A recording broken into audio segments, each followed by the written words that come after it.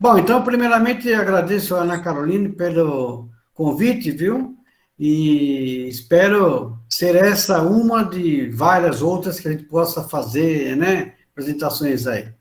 Muito bom, Com certeza, Pro. muito bom. Deixa eu só pedir pro senhor e Sim. aperta ali ocultar. Aí sai essa barrinha. Ocultar aqui. Isso. Ah, maravilha. Perfeito. Bom, Obrigada, Pro. então, Vou desligar aqui o áudio.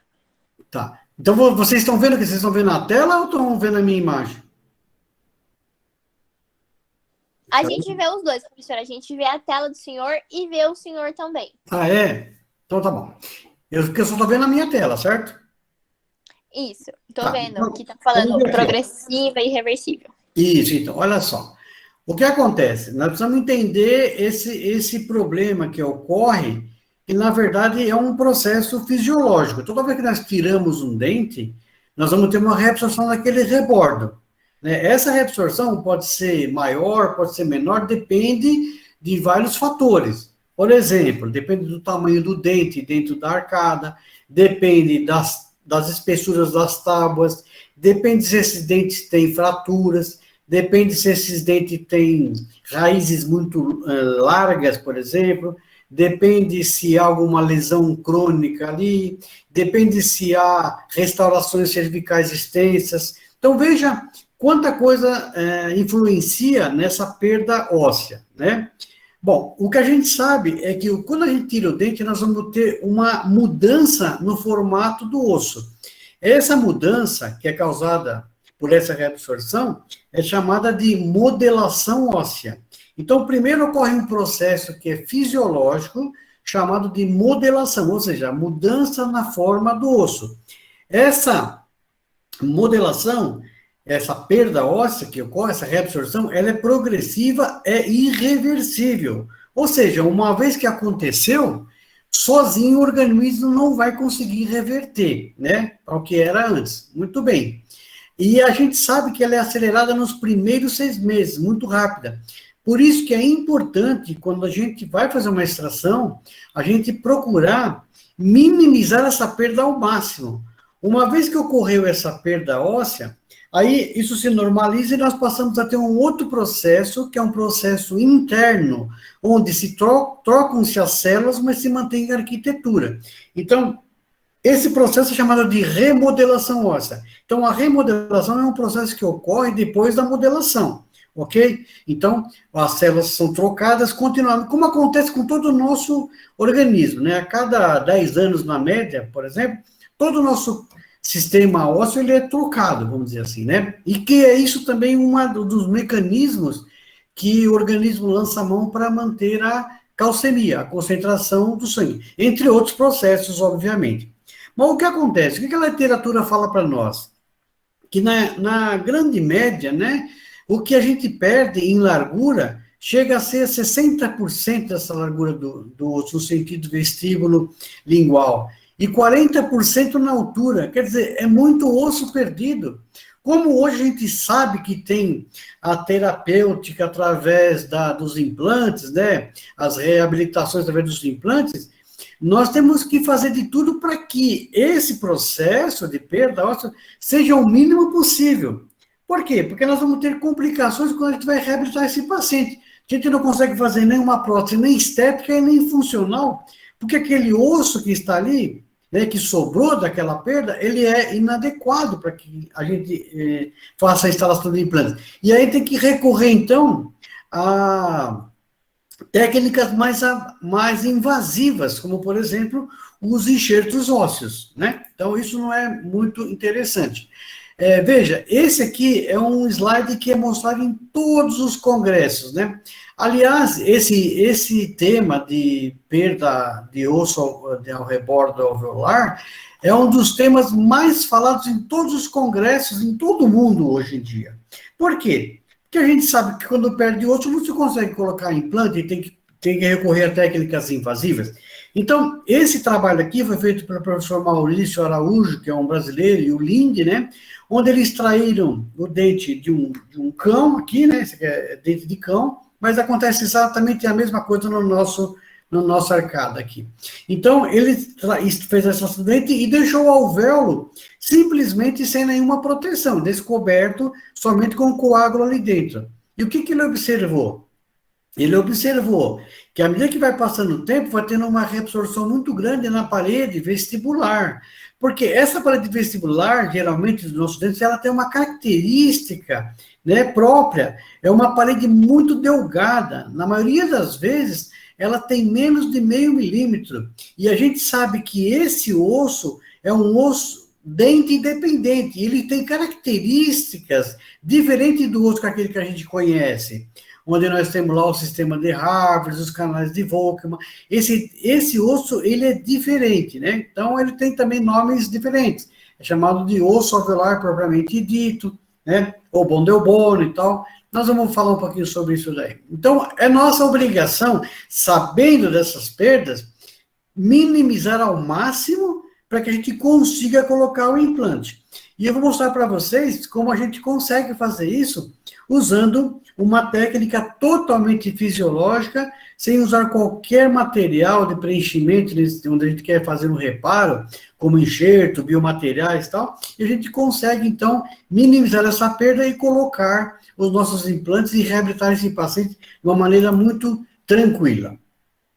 Agora, a gente precisa entender o que é a regeneração óssea guiada, né? Então, essa técnica, onde a gente vai procurar evitar essa perda, é chamada de regeneração óssea guiada. Nós temos outras técnicas, né? Normalmente, às custas de biomateriais ou de enxertias ósseas. Na regeneração óssea guiada, o princípio biológico é chamado de osteopromoção. Isso quer dizer o seguinte: quando eu tenho um defeito que eu quero reparar, eu preciso necessariamente ter junto do meu defeito tecido ósseo. Veja, eu não posso ter aqui, por exemplo, um dente que tenha perdido todo o seu periodonto de inserção e aquela raiz que está desnuda, está junto do meu defeito, porque aquilo não é uma fonte osteogênica, não é uma fonte de célula osteogênica.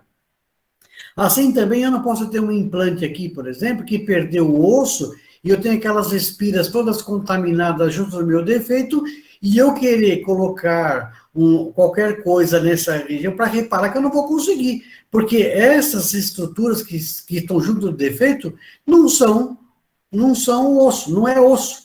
Então, eu preciso que tenha osso junto, por isso que é chamado de osteopromoção. Então, vai ser promovido a formação de um novo osso a partir de osso junto do defeito. Então, o alvéolo, nesse sentido, ele é muito interessante, porque ele faz exatamente essa condição para que todo o processo ocorra fisiologicamente.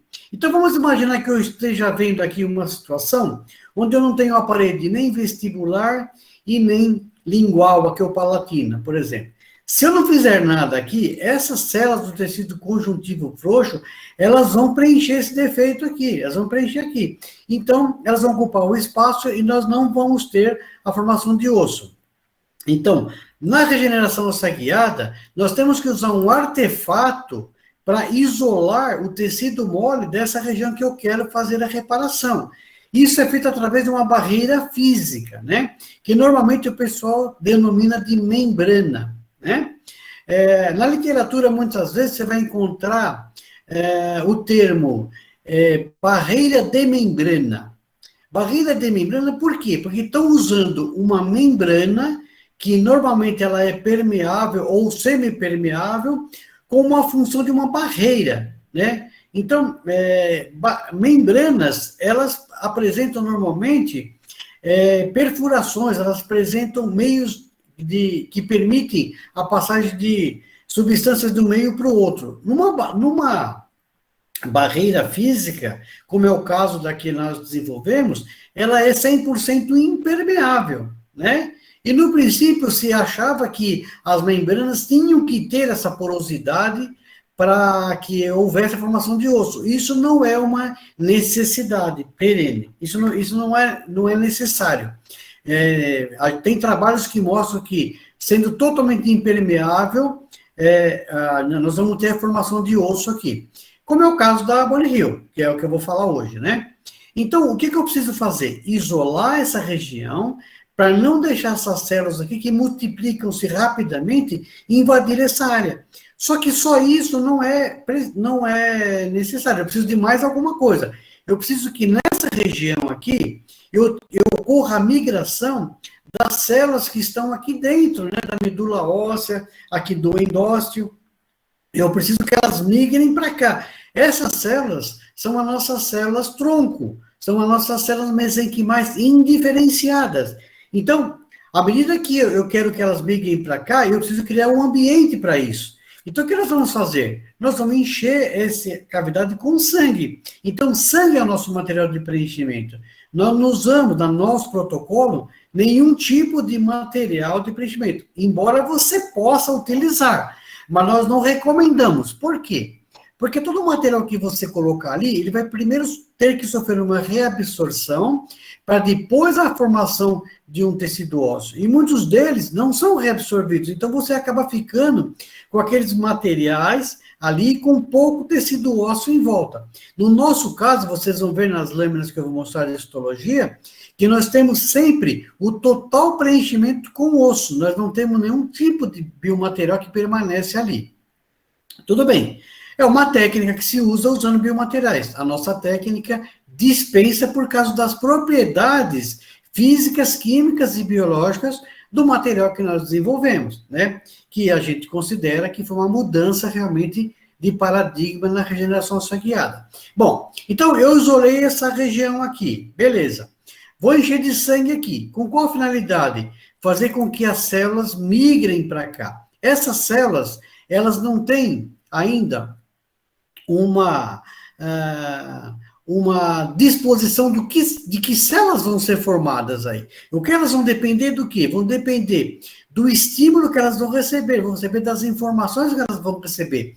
Por ser uma célula indiferenciada, dependendo do local que ela estiver e dependendo da sinalização que ela receber, ela vai se transformar num determinado tipo de célula que vai originar um determinado tipo de tecido. No nosso caso, nós queremos que forme osso. Então, como nós temos osso em volta do nosso defeito aqui, que a gente quer reparar, essas células vão ser, então, convenientemente sinalizadas por proteínas ósseas morfogenéticas, por fatores de crescimento que vão dizer para essa célula em que tipo de célula que ela tem que se diferenciar. Então, ela vai se diferenciar em osteoblasto, né? Que é a célula formadora de osso, né? Como vocês sabem. Então, uma vez diferenciado, nós vamos ter aqui agora a formação do tecido ósseo exatamente igual ao osso que nós temos, né, nas bordas aqui onde havia o defeito. Muito bem. Então, resumindo. Pois não. Uma pergunta. Essas células mesenquimais que o senhor citou, elas são provenientes do ligamento periodontal? Olha, quando você tira o dente, o que sobra ali de ligamento periodontal é muito pouco. Pode até vir de lá também, mas a grande maioria delas vão vir do endósteo, que está ali na medula óssea, né, naqueles vasos que estão ali, e também da medula e do endósteo, que elas não vêm, porque no periósteo elas não vêm, porque o periósteo ele é colocado acima da barreira. Porque nós trabalhamos com retalho total, então o periósteo fica em cima da barreira, ok? Entendi, Pro. Obrigada. Nada. Então vamos lá. Então, precisa disso. Agora vamos entender por que a gente perde osso, né? O que nós temos aqui? Nós temos o nosso osso basal, nós temos aqui o nosso processo alveolar. No processo alveolar, nós temos ali dentro uma entidade que suporta o dente, que é chamado de alvéolo, né? Então, o nosso alvéolo, ele tem uma cortical que reveste todo o interior dessa cavidade. O alvéolo é uma cavidade, né, revestida por um osso cortical, que é chamado de osso alveolar propriamente dito, ou bone, ou osso fasciculado, ou mais, como a gente conhece, como lâmina dura, né? Essa cortical óssea, ela serve para quê? Para dar inserção às fibras periodontais, né? Que vão dela até o cemento. Todas as estruturas, o cemento, o ligamento periodontal e essa lâmina dura, elas não pertencem ao dente, elas pertencem ao periodonto de inserção. Então, são estruturas formadas quando a raiz do dente é formada. Isso quer dizer o seguinte, quando eu removo o dente, todas as estruturas aqui, elas são perdidas, né? Só que, normalmente, o nosso rebordo não fica com essa configuração. Ele fica com essa configuração. E por que que fica assim? Porque, normalmente, essa tábua vestibular aqui, ó, ela é muito fina. Ela é muito delgada. Na maioria dos casos, ela tem menos de 0,5 milímetro. Então, a gente sabe que quando vai extrair um dente, essa tábua provavelmente vai ser perdida. A não ser que ela seja muito espessa, mas isso é muito raro de acontecer. Se eu não fizer nada, eu vou ter essa situação. Agora, se no momento da minha extração eu vier aqui e usar essa técnica da regeneração óssea guiada, nós não vamos deixar acontecer isso. Nós vamos ter esse tipo de situação. Por quê? Porque nós vamos manter aqui dentro um coágulo aprisionado. E a formação de osso era diretamente proporcional à quantidade de coágulo formado. A quantidade de coágulo formado é diretamente proporcional à quantidade de sangue que eu acumulei. Então, funciona assim. Se eu tenho bastante sangue, eu tenho bastante coágulo, esse coágulo vai se transformar em granulação. O tecido de granulação vai servir para quê? Para formar uma rede de fibrina que vai acomodar as células-tronco. Então, assim, é uma sequência lógica, né? Então, se eu tenho bastante sangue, eu tenho bastante coágulo, bastante granulação, bastante osso, né? Então, é diretamente assim que é formado o tecido ósseo. Só que esse processo é lento. Por isso que nós precisamos isolar do tecido conjuntivo frouxo, que prolifera muito rapidamente. Muito bem. Então, o que nós criamos, que foi a Bone Hill, é um biomaterial. Biomateriais são materiais que você implanta no organismo com a finalidade de você ou evitar uma perda, ou até de você recuperar uma parte do osso que foi perdido. Isso é possível? Sim, isso é possível. Dependendo do quê? Depende da morfologia do defeito, depende de uma série de fatores que nós vamos discutir daqui a pouquinho. Então, em maio de 2010, então, nós lançamos esse material aqui no mercado, né? Depois de 12 anos de pesquisa, aqui está o B e o H, para vocês entenderem como é que foi feito esse logo, né? Bone Hill significa osso curado, osso cicatrizado ao pé da letra, né? E a nossa intenção foi, na verdade mesmo, né, sem querer ser arrogante aqui, né? Longe de mim, isso aí, é mudar o paradigma, ou seja, tornar a técnica da regeneração óssea muito mais fácil, muito mais acessível, né? E a gente, graças a Deus, conseguiu fazer isso e mudamos realmente muitos parâmetros aí, né? Muito bom. Então, a finalidade foi simplificar a regeneração óssea sem interferir na fisiologia. Esse é um fator importante. E obedecendo os princípios biológicos, né? Para quê? Para conseguir resultados clínicos e fornecer para o nosso paciente saúde, função e estética dentro do possível, obviamente. Tem coisa que a gente realmente não consegue chegar naquele ideal, mas a gente consegue melhorar muitas situações que o paciente teria que passar por N cirurgias, muitas vezes, né? Muito bem. Então, a Bone Hill está classificada na Anvisa como uma membrana. Na verdade, ela é uma barreira, né? Porque ela é totalmente impermeável. Mas a Anvisa, ela não separa membranas de barreiras, né? Então, a Bone Hill é uma barreira, na verdade, mas está classificada como membrana a nível de Anvisa. Esse aqui é o número da Anvisa, tá certo?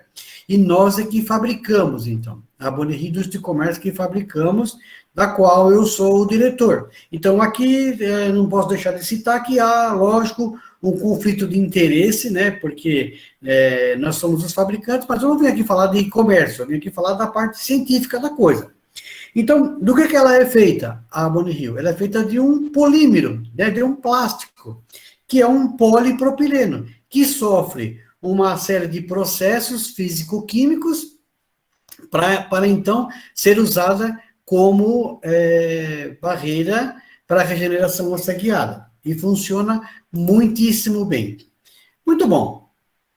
Então, a gente vê na literatura, né, que nas técnicas de regeneração óssea guiada, muitas vezes, na maioria dos casos, eu posso dizer que mais de 95% dos casos, é recomendado que nós utilizemos nos nossos defeitos, que a gente quer reparar, algum tipo de enxerto, né, nas suas mais variadas formas aqui, ou algum tipo de material sintetizado, né, que são chamados de materiais aloplásticos, né?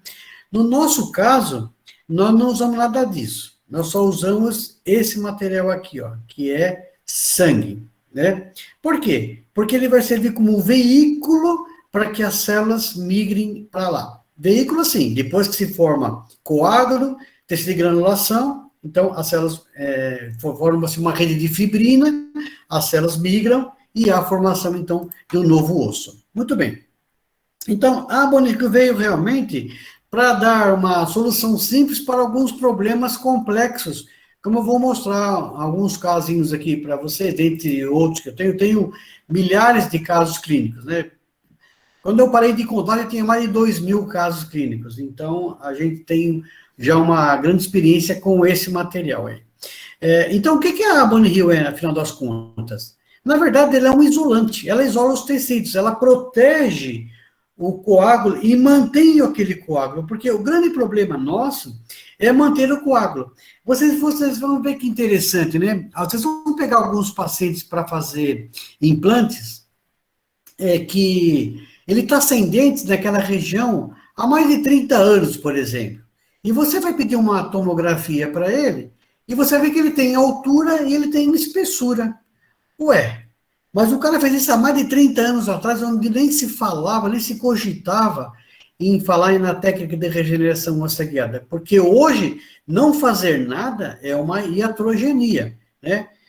Como eu costumo dizer também, extrair um dente hoje, você ir naquela região da extração e você apertar as tábuas ósseas para elas se aproximarem, isso, no meu modo de ver, é um crime, né? E eu costumo dizer que quem faz isso tem que ir para o inferno, porque está tirando a possibilidade daquele paciente ter até uma reparação espontânea, que é o que acontece muitas vezes. Muitas vezes tira algum dente e não se faz absolutamente nada e forma osso. Por que forma osso ali? E por que o indivíduo não perdeu esse osso ao longo de 30 anos?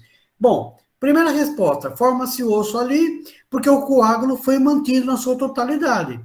Segundo, por que não se perde esse osso, uma vez formado? Porque não foi colocado em cima daquele rebordo nenhuma prótese compressiva em cima daquela mucosa. Quando você põe uma prótese total, você uma prótese removível, que é uma prótese muco-suportada, essas próteses provocam reabsorções ósseas. Por quê? O estímulo é de reabsorção, mas não há formação.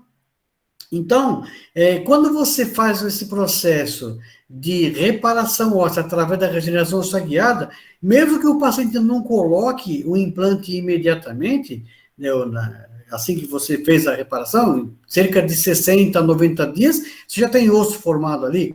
Mas se esse paciente não vier, nesse período, vier depois de 1 ano, vier depois de 2, de 5 anos, se não for colocada nenhuma prótese removível naquela região, nenhuma prótese compressiva naquela região, esse osso vai se manter. Eu tenho casos de 10 anos após feita a reparação, e o paciente voltou depois de 10 anos, e eu consigo fazer implante ali, ou qualquer um consegue, porque tem osso à vontade, né? Por uma técnica que a gente nem usa retalho, é chamada de flapless. A gente só faz uma remoção daquela mucosa em cima e já coloca o implante sem fazer incisão, sem nada, sem sutura, sem nada, né? Então, basta que a gente conheça, entenda como é que é o mecanismo, né, de formação e reabsorção óssea. Muito bem. Quando eu vou escolher uma determinada técnica que eu vou usar, para o meu paciente precisa fazer uma reparação ali, que técnica que eu vou usar? O que eu tenho que levar em conta? Primeiro, o tamanho da lesão. Por quê? Porque as lesões, elas têm limitações. Quando é uma lesão muito grande, por essa técnica, a gente não consegue fazer a reparação. Então, essa membrana que nós desenvolvemos, você consegue fazer uma reparação de um defeito de até 3 centímetros, né, de tamanho, né, no sentido, assim, mesodistal. Você consegue fazer até 3, porque foi o tamanho máximo que eu consegui numa única cirurgia. Se você tem uma lesão maior, você pode fazer mais vezes a cirurgia, até conseguir ganhar mais tecido ósseo, sem problema. Agora, numa única cirurgia, até 3 centímetros você consegue fazer. Então, o tamanho é um fator limitante, porque quando a gente atinge um determinado tamanho grande, que a gente ultrapassa aquela tolerância biológica, a gente não consegue fazer essa reabilitação numa única cirurgia. Outra coisa importante é a localização da lesão. Muitas vezes a lesão que eu quero reparar, ela está envolvendo estruturas nobres, como o seio maxilar, cavidade nasal, nervo alveolar inferior, o nervo mental, quer dizer, isso limita a nossa atuação através desta técnica. A gente precisa saber que outra técnica pode ser usada naquela região. Outra coisa importante também é a morfologia do defeito. Como é que é o meu defeito? Se eu tiver um defeito onde eu consigo aprisionar um coágulo, isso significa que eu vou ter osso em volta do meu defeito. Esses defeitos a gente repara através da regeneração óssea guiada. Sem problema nenhum. É muito tranquilo fazer isso. Além disso, veja, só essas 3 situações não me diz que eu já tenho que utilizar, né, o material. Porque eu preciso saber da eficácia do material. Será que o material que eu vou usar, uma vez que eu analisei todas essas situações, ele é eficaz? Ele faz aquilo que promete? Então, o que eu tenho que fazer? Eu tenho que me basear na literatura desse material. Eu tenho que conhecer como é que ele funciona, para realmente eu falar, bom, nessa situação ele vai funcionar. Outra coisa, eu tenho que ter segurança nesse material que eu vou usar. Será que esse material que eu vou usar passou por todos os testes exigidos? Será que eu posso usar esse material com segurança, né, no meu paciente? Né? E uma outra coisa também não menos importante é o custo-benefício. Será que eu consigo usar esse material rotineiramente na minha clínica? Porque às vezes nós temos materiais às vezes que são excelentes materiais, mas a gente não consegue usar porque o custo é exorbitante. Não dá para você trabalhar com esse material, né? Então eu preciso ter tudo isso. É lógico que além de tudo isso aqui, eu também tenho que ter o meu paciente selecionado para o caso, né? Porque muitas vezes o paciente não serve para você fazer isso, né? Muitas vezes é um paciente que não está qualificado para isso aí. Muito bem. Então, eu vou dar aqui um exemplo para vocês entenderem como que é importante a gente saber dos defeitos. Então, nós temos aqui, olha, 3 situações clínicas. Eu tenho 3 raízes aqui que eu preciso removê-las. Muito bem. Eu estou percebendo aqui, ó, que essa raiz aqui, ela está diretamente junto do defeito. Então, já é uma contraindicação para que eu use a técnica de regeneração óssea guiada. Nesse caso, a mesma coisa, um pouquinho pior, porque eu não tenho parede vestibular e eu tenho a raiz junto do meu defeito. Aqui piorou ainda. Eu não tenho nem a parede vestibular, nem a parede lingual, no caso do dente aqui inferior, e eu tenho uma raiz junto do defeito. Então, essas 3 situações aqui, de cara, não são indicações para regeneração óssea guiada, mas nós vamos transformá-las numa situação favorável. Então, eu preciso extrair essas raízes, não tem jeito. Então, nós vamos extrair as 3 raízes. Então, extrair. Então, veja que agora, que interessante que ficou cada defeito desse. Aqui eu tinha 3 paredes remanescentes, mas agora eu fiquei com mais uma parede aqui, ó, remanescente, eu fiquei com uma 4ª parede. Então, nessa situação agora, veja, está atendendo o requisito da regeneração óssea guiada, porque eu tenho que ter osso junto do defeito. Então, aqui agora eu tenho 4 paredes. Isso aqui é muito favorável para a gente, isso aqui não tem erro, né? O que eu preciso fazer aqui? Eu preciso simplesmente isolar essa área aqui, ó, colocando essa barreira por cima do meu rebordo, para não deixar o tecido mole invaginar aqui para dentro. Então, veja, a minha crista óssea vestibular e a minha crista óssea lingual estão mantidas, né, na sua totalidade. Perfeito. Então, basta que eu encha esse alvéolo agora aqui de sangue. Só que isso só não é suficiente, eu preciso isolar. Então, eu vou colocar essa barreira aqui, ó. Muito bem. O que vai acontecer aqui agora? As células que estão aqui, ó, nesse osso próximo aqui, ele vai migrar para cá, porque o nosso alvéolo, ele é todo furado aqui, né? Ele é todo perfurado para justamente fazer com que haja migração para cá e formação de vasos, para que haja migração das células tronco que vão vir para cá. E aqui nós vamos ter a formação de osso. Não tem erro. Isso sempre funciona. Agora, nesse outro caso aqui, eu tinha 2 paredes remanescentes. Eu tirei o meu dente aqui. Agora eu fiquei com 3 paredes. Muito bem, mas se eu simplesmente tirar essa resina e não fizer nada aqui, o meu sangue vai ser perdido por aqui, ó, porque eu não tenho parede vestibular, entendeu? E essa mucosa, ela vai penetrar aqui para dentro. Então, nós temos que colocar o quê? Colocar um anteparo aqui, ó, para que isso não ocorra. Então, nós vamos criar uma parede artificial com uma barreira. Mas você vai dizer assim, mas a barreira não é fonte de célula osteogênica. Concordo plenamente, não é mesmo. Mas as paredes remanescentes que nós temos aqui são suficientes para mandar essas células e nós precisamos da formação de osso. Então, nós vamos criar uma parede aqui artificial na parede vestibular, só que nós vamos também recobrir o rebordo, porque senão você vai imaginar por cima. Então, nós vamos criar uma parede vestibular e passar por cima do rebordo e prender lá na parte lingual. Muito bem, então seria uma situação assim, olha, né? Aqui eu estou criando essa parede, né? Eu vou suturar somente aqui o retalho, sem fazer tensão.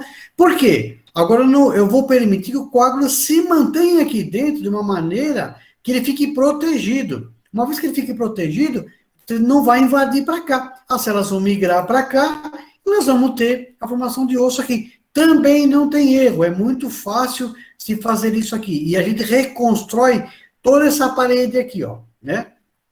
Muito bem. Agora aqui nós temos um outro caso um pouquinho mais complicado. Nós não temos parede nem vestibular e nem lingual. Então só tem uma parede remanescente. Mas à medida que eu tiro esse dente aqui, veja o que aconteceu. Eu fiquei com duas paredes agora, ó.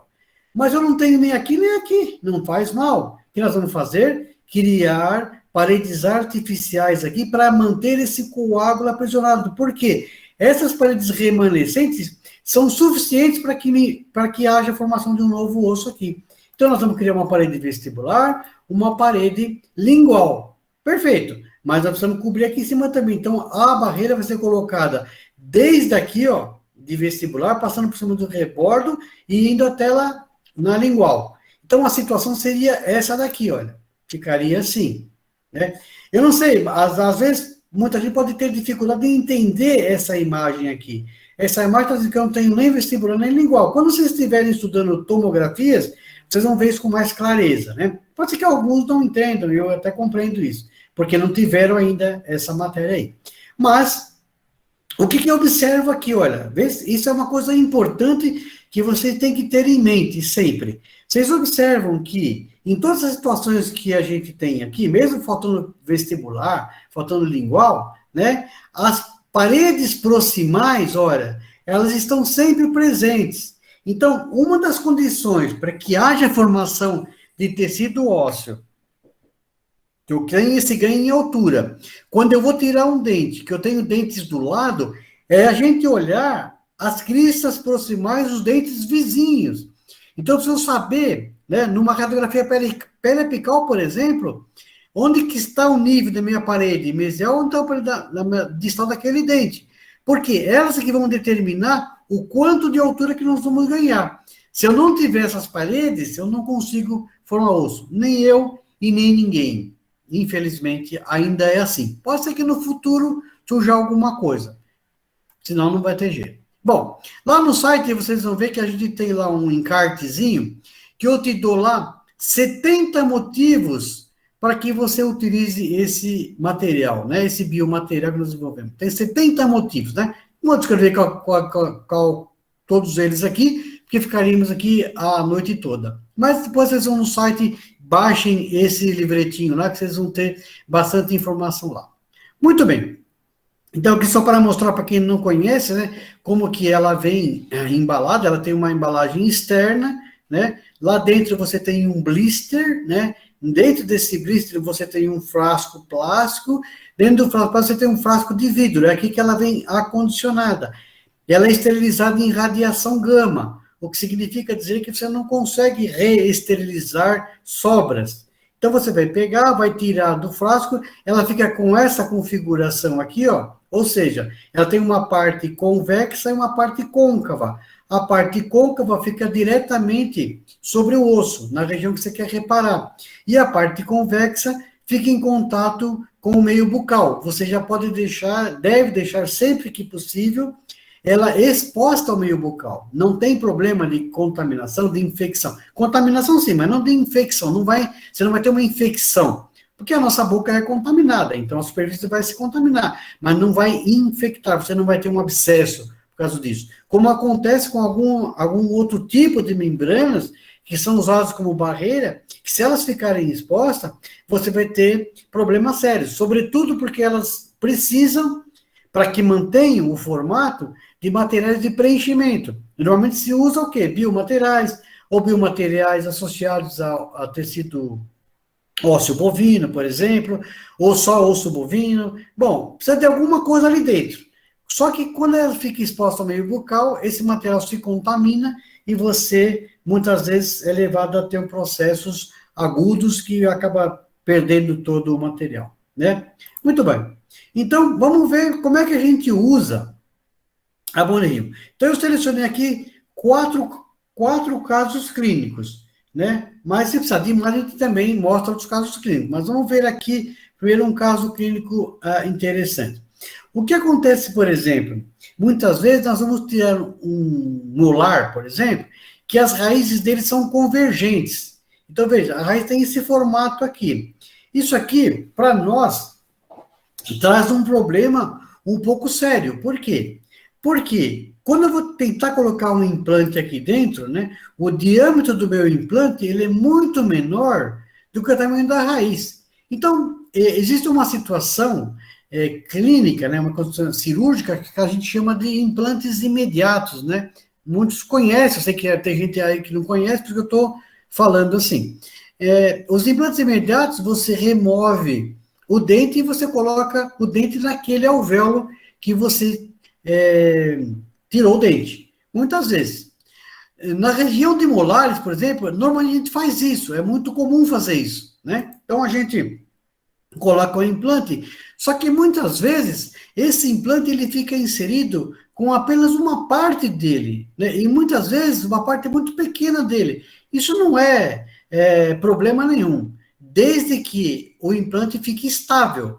A gente chama essa estabilidade de estabilidade primária. Essa estabilidade primária ela pode ser mínima, porque numa situação como essa você não vai pôr carga nesse implante.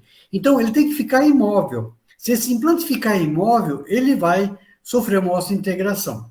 O que acontece normalmente é que você, quando vai ver a literatura, eles dizem que quando você tem um espaço entre o implante e o osso, que está por volta de 4 milímetros, às vezes 5 milímetros, né? E nos molares, muitas vezes, é muito maior que isso. Você tem que utilizar aqui dentro um biomaterial para preencher esse espaço.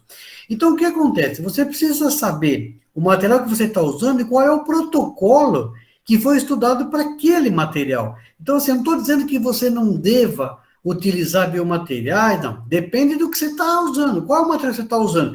Se você estiver usando a Boni-Rio, você não precisa, porque a Boni-Rio dispensa esses biomateriais, dispensa esses enxertos para que você preencha esses gaps aqui. Não precisa.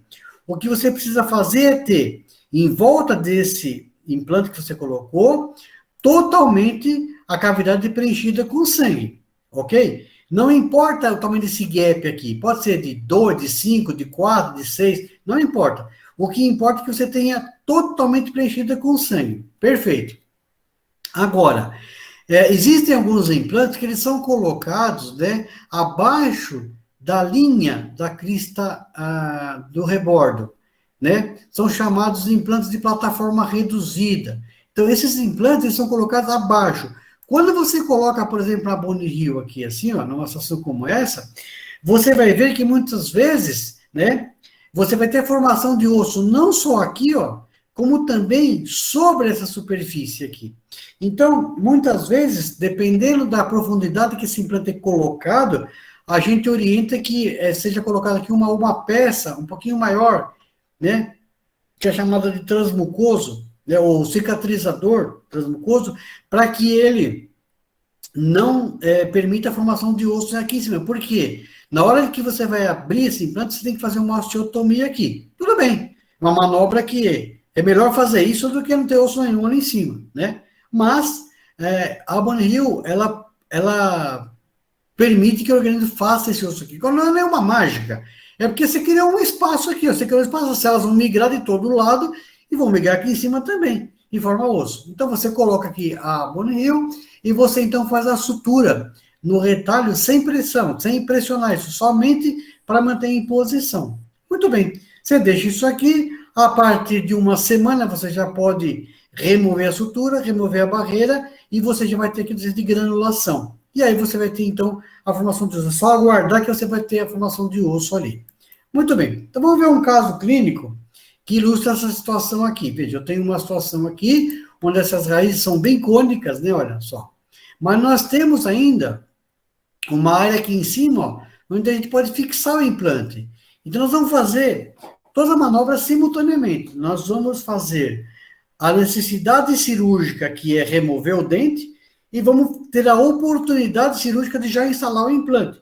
Sempre que possível, a gente pode fazer. Se eu tenho condições de fazer mais de um procedimento numa mesma cirurgia, a gente deve fazer isso, claro, porque a gente evita que o paciente tenha que sentar 2 vezes nessa cadeira, sofrer 2 vezes, ser anestesiado 2 vezes, ser operado 2 vezes, nós perdemos menos sessões, vamos dizer assim. Nem sempre é possível, mas sempre que possível, a gente vai fazer isso. E como é que a gente sabe quando fazer ou não?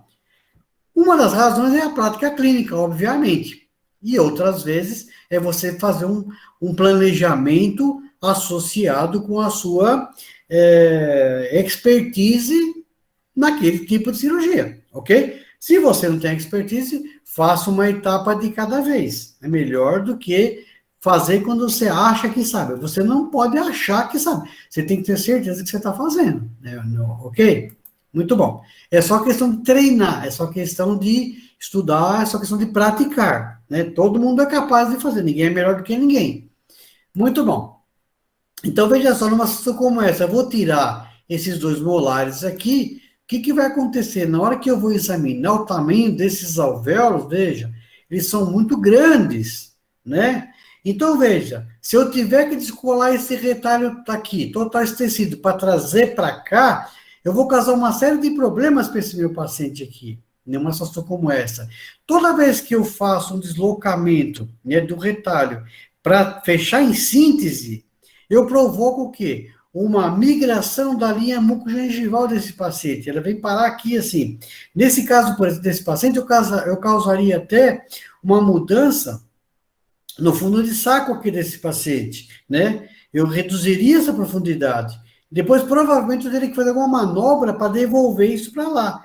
Uma outra situação também que ocorre, que também não é interessante, é que a gente fica com um pouco de tecido queratinizado aqui, quando a gente fecha em síntese. Então, vocês vão perceber aqui, ó, que não fazendo nada disso, a gente consegue manter todo esse rebordo na sua total plenitude e a gente consegue ganhar toda essa área aqui de tecido queratinizado, que é importantíssimo, né, para que a gente mantenha a saúde dos nossos implantes. Não que no dente não seja importante também é importante, mas no implante é imprescindível. Tanto que quando a gente não tem nós temos que fazer manobras para criá-los, mas para criar esse tecido queratinizado em volta do implante. Então, veja só, voltando aqui, analisando aqui, eu vou colocar aqui o meu implante. Mas o que vai acontecer? Eu vou ficar aqui com um gap muito grande. Ótimo. No nosso protocolo, quanto maior for esse gap aqui, ó, melhor. Quanto maior for a distância que eu tenho preenchida por coágulo, melhor.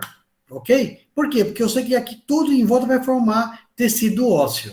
Muito bem. Então, vamos ver como é que fica isso aqui na prática. Então, veja, nós tiramos o nosso dente do paciente, já colocamos o implante simultaneamente. Ele ficou preso lá pelo 3 espirinhas só do nosso implante. Não tem problema. Eu não vou pôr carga aqui em cima. Quando eu vou colocar carga, eu tenho que analisar quantos newtons de torque aquele implante conseguiu, né, obter. Então, isso depende de um monte de fatores também, que não é o caso aqui agora. Mas, aqui nós não vamos colocar carga. Então, não estou preocupado quantos newtons tem aí. Perfeito? De torque. Então, aí a gente vai, coloca a barreira de tal maneira que ela fique dessa maneira aqui, ó. Então, ela fica intencionalmente exposto ao meio bucal. Nem todas as membranas, que são usadas como barreira, têm essa propriedade de ficar exposta. Aliás, quando eu comecei a falar disso, né, em 2010, eu era metralhado de todo lado, né? Porque o que os professores diziam para mim?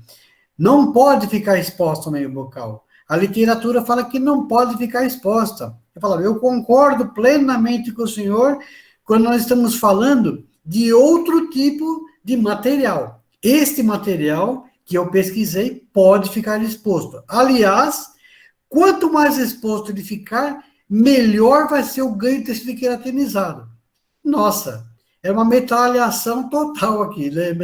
Mas aí eu comecei a mostrar os casos, comecei a provar que o que eu estava falando não era nenhuma bobagem, né? Muito bem. Então, veja só, o paciente sai do consultório dessa maneira aqui, né? Com a membrana totalmente exposta, ele vai fazer o controle através de enxágues bucais com qualquer antisséptico que ele quiser, qualquer antisséptico que ele quiser usar.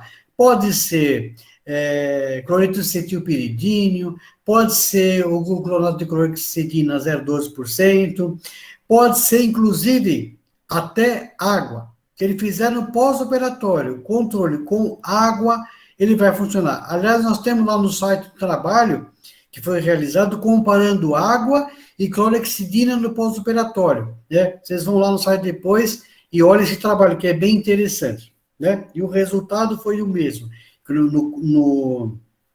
No controle das bactérias que foram colonizadas, né? Tanto de um lado quanto de outro. Então, vocês podem ficar tranquilamente. Mesmo que você não faça nada, não faça bochecha, não faça nada, o resultado também não vai ser ruim, porque a gente tem casos de pacientes que não fez absolutamente nada, nem água não usou, né? Outra coisa importante, você não pode escovar aqui em cima, não pode morder aqui em cima, e também você não pode colocar nenhuma prótese aqui em cima que seja compressiva, obviamente, porque senão isso aqui vai se movimentar e vai desorganizar o coágulo e você não vai ter a formação de osso. E uma das condições para que haja a formação de tecido ósseo é que tenha estabilidade, né? Não pode haver movimentação. E a Bone Hill, ela tem uma característica, porque ela é rugosa internamente. Então, quando você coloca a barreira nesses alvéolos, né, ou num defeito que você queira, e o sangue entra em contato com a superfície interna dessa barreira, ele vai coagular nessas rugosidades que tem ali, que são milhões de rugosidades. Isso você não vê, é microscópico, né? Nós estamos trabalhando aqui com moléculas, com células. Então, esse sangue vai penetrar nas rugosidades e vai fazer com que essa barreira se mantenha em posição através do processo fisiológico da coagulação. Então, você não precisa usar parafuso, não precisa usar taxinha, nada disso para fixar a membrana. Ela sofre uma autofixação totalmente fisiológica. Bom, depois de uma semana o paciente retorna, você já pode remover. Pode remover com mais tempo? Pode remover com mais tempo. Mas veja, não é o tempo que a barreira fica lá que determina o quanto de sangue você vai conseguir, o quanto de osso você vai conseguir. O que determina quanto de osso você vai conseguir é quanto de sangue foi acumulado.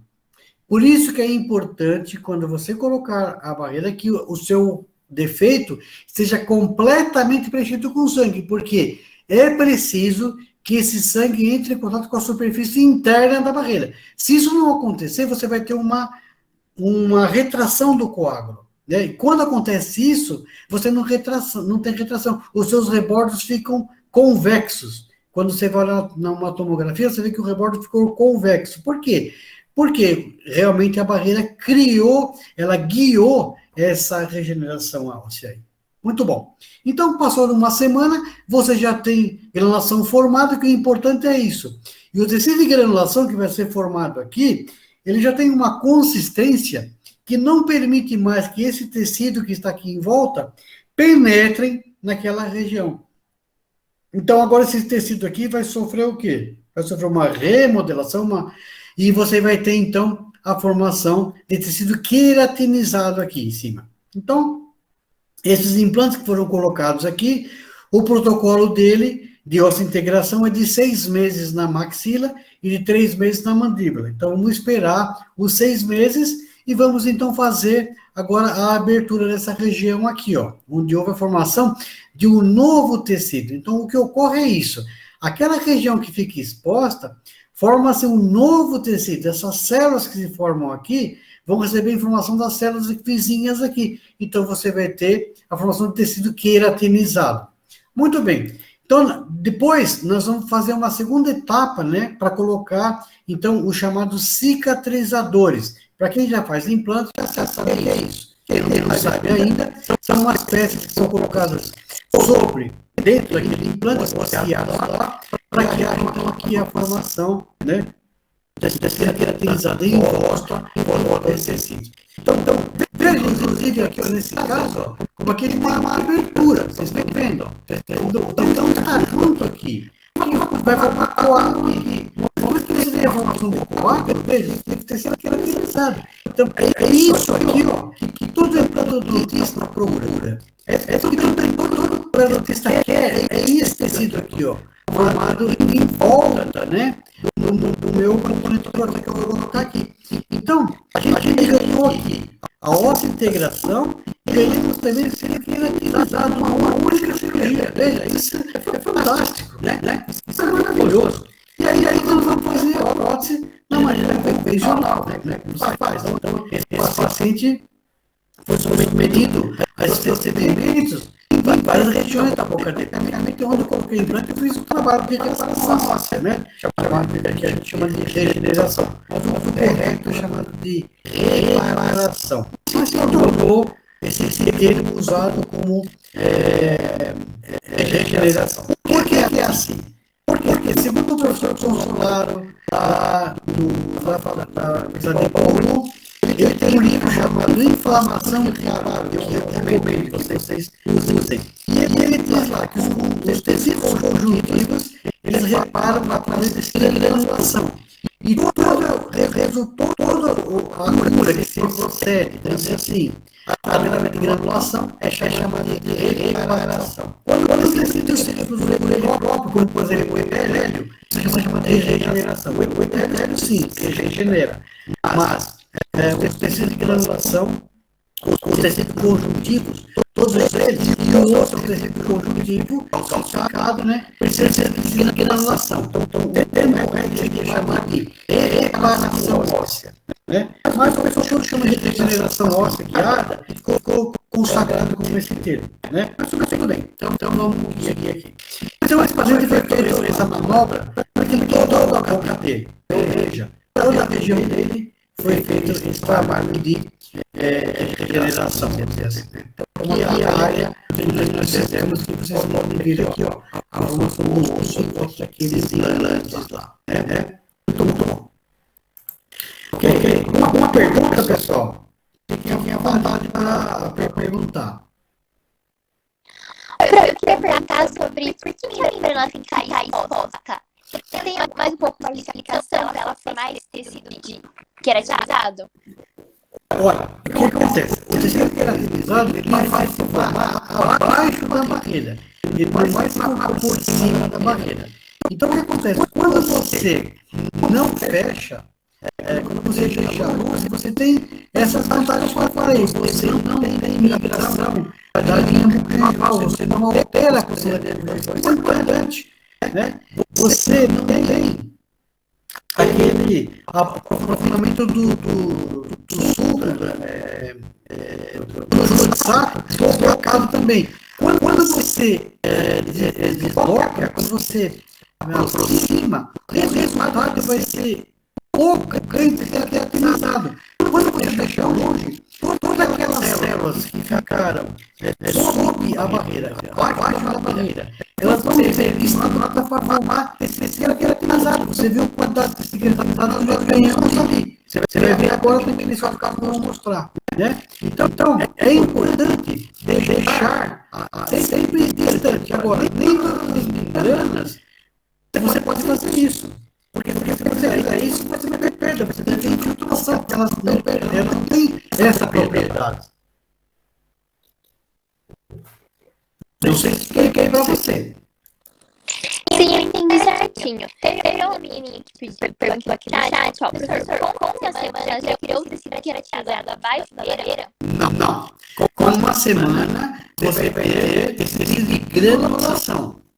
Esse tecido que tem aí, ele vai levar mais umas 3 semanas para começar a queratinizar, mais ou menos umas 45 de café totalmente queratinizado. Entendeu?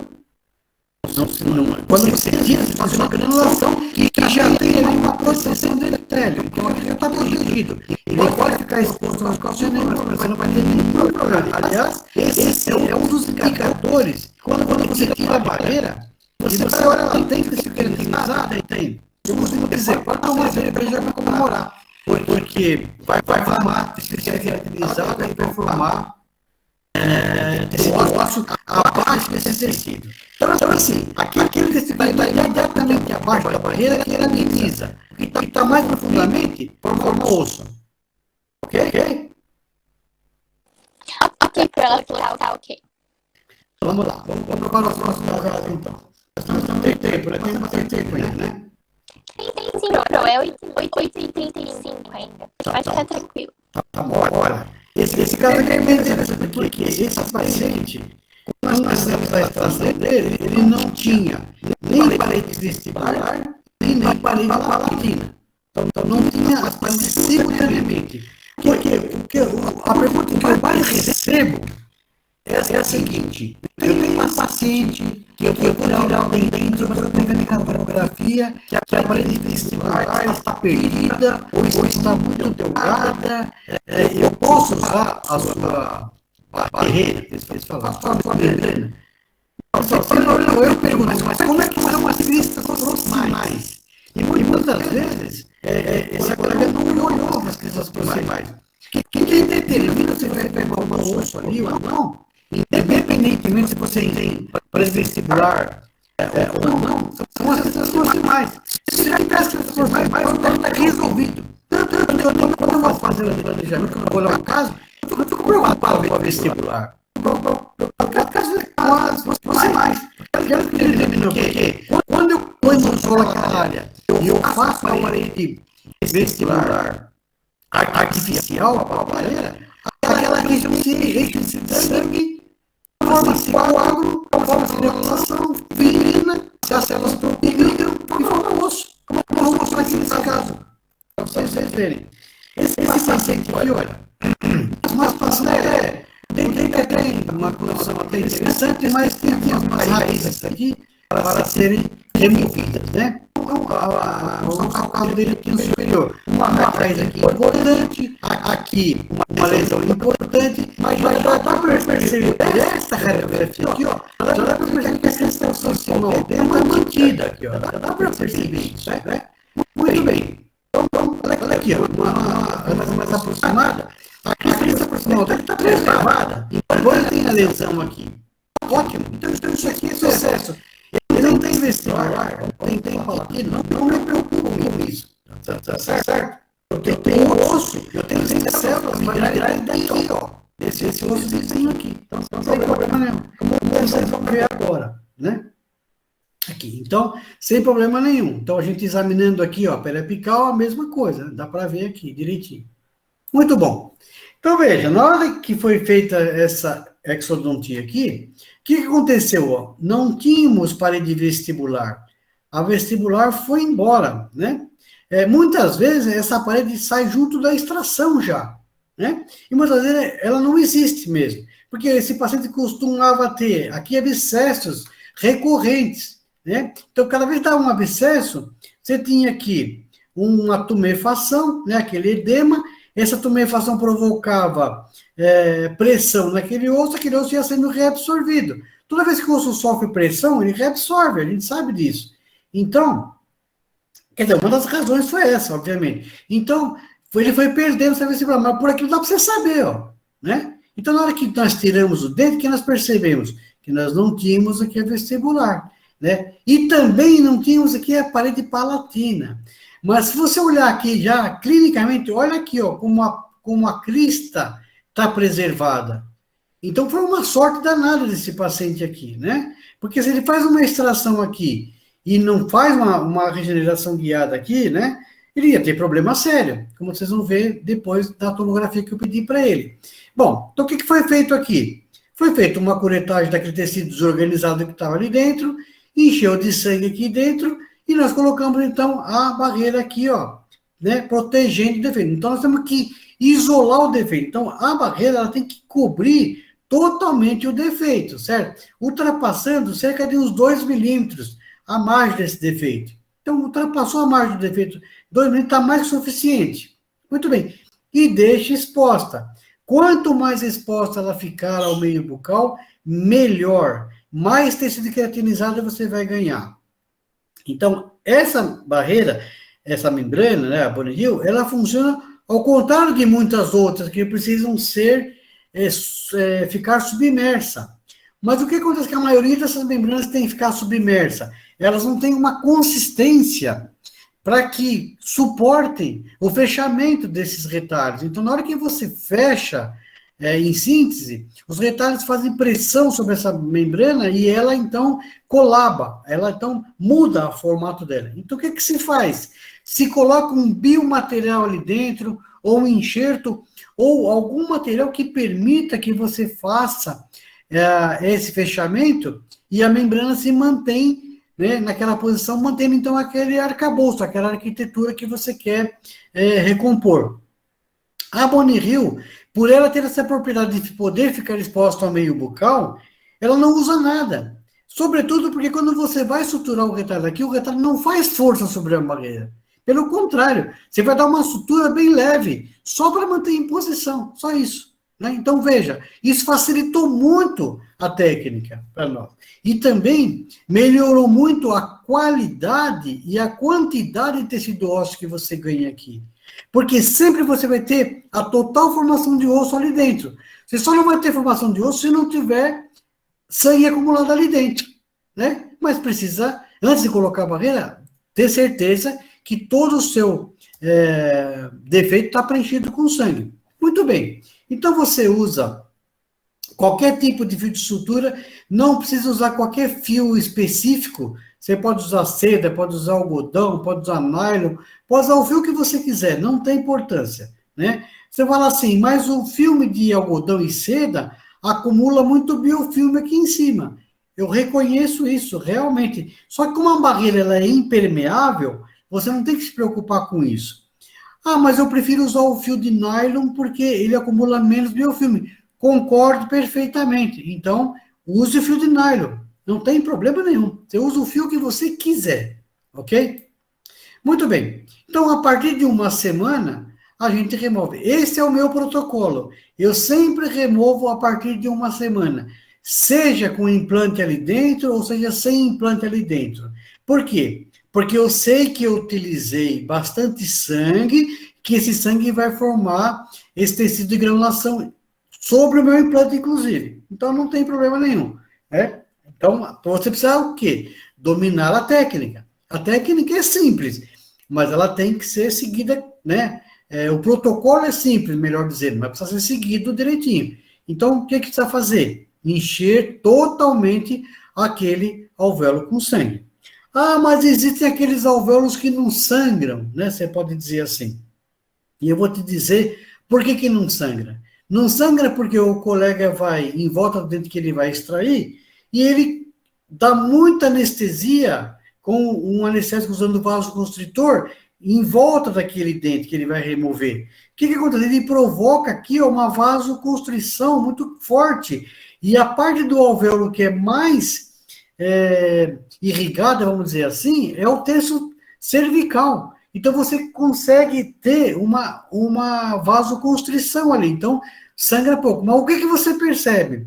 Você percebe que quando você remove esse dente, você tem um sangramento profuso. Por quê? Porque você está rompendo as fibras que estão mais profundamente, né? Porque o alvéolo, ele é assim. O terço cervical é mais irrigado, depois é o ápice, depois é o meio do dente, né? Isso tem na literatura. Só vocês veem como é que é um alvéolo, vocês vão ver que é assim que eu estou falando. Então, se caso você perceber, por exemplo, que está faltando sangue ali, que vai faltar sangue porque você anestesiou demais, o que você faz?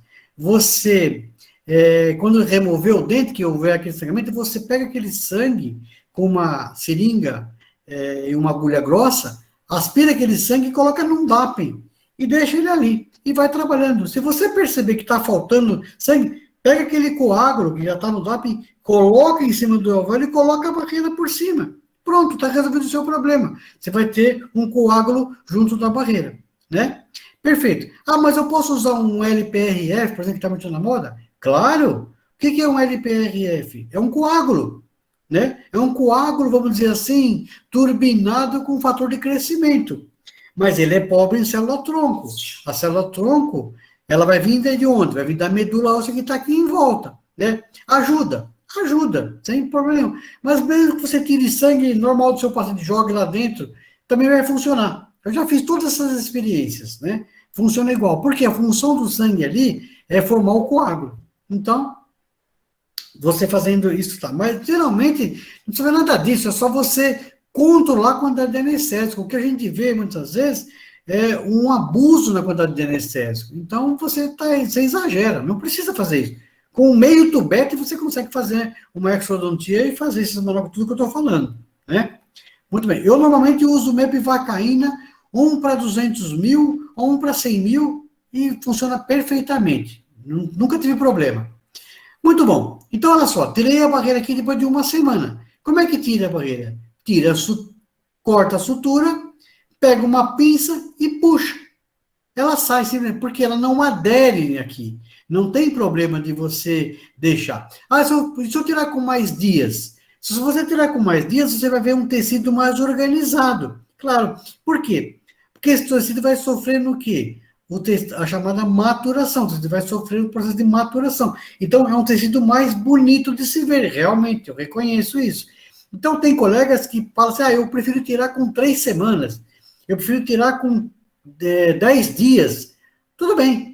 Eu já tirei com mais tempo, não tem problema nenhum, ok? Não tem problema. O que você não pode fazer, ou não, procurar não fazer, é tirar antes de 7 dias. Por quê? Porque na literatura, eles dizem, né, e está provado isso, né, através de um trabalho chamado Hamler, né, que fez um trabalho em humanos, que mostrando que com 7 dias, você tem granulação ali já. Então, você tira com tranquilidade, sem problema nenhum. Mas muitos não gostam de ver essa imagem aqui, que eles acham que é uma imagem feia, né? Eu já acho uma imagem maravilhosa, porque eu sei o que vai acontecer aqui, né? Muito bem.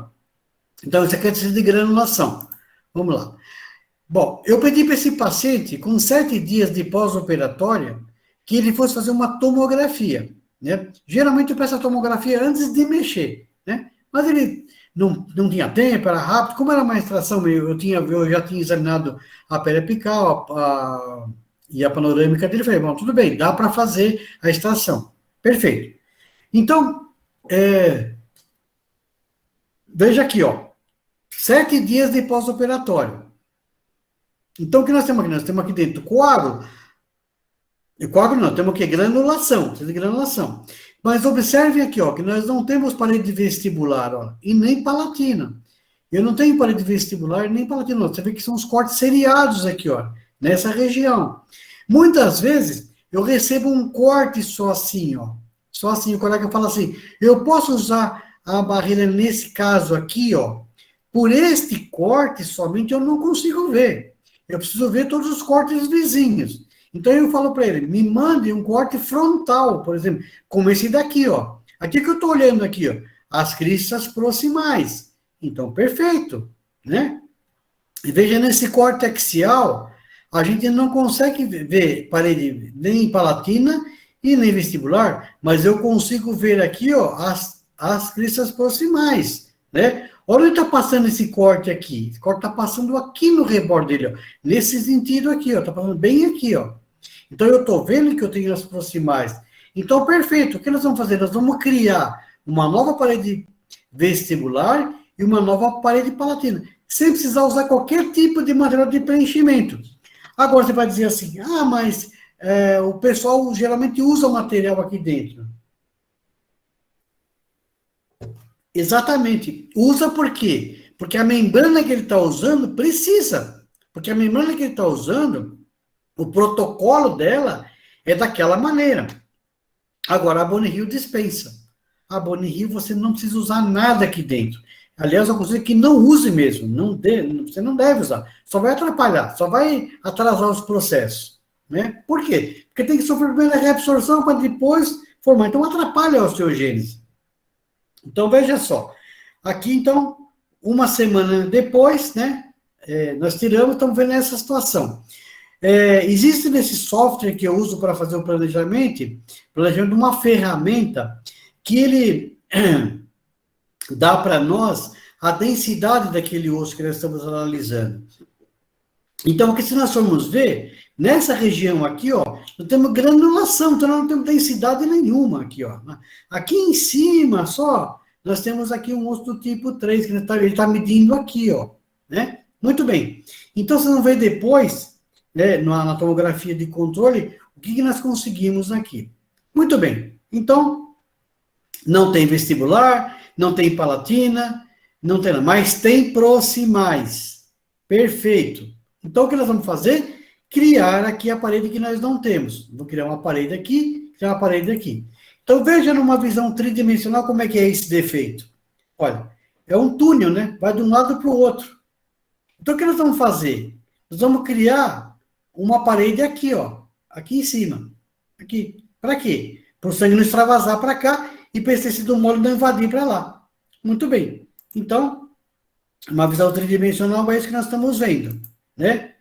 Na parte palatina, a mesma coisa, ó. Nós temos aqui, ó, um defeito, né? De lado para outro. Mas as proximais estão mantidas, ó. Um defeito de lado a lado. Perfeito. Então, nós vamos colocar a membrana aqui assim, ela vai passar por cima do rebordo e vai fazer a parede vestibular. Então, vamos isolar esse defeito.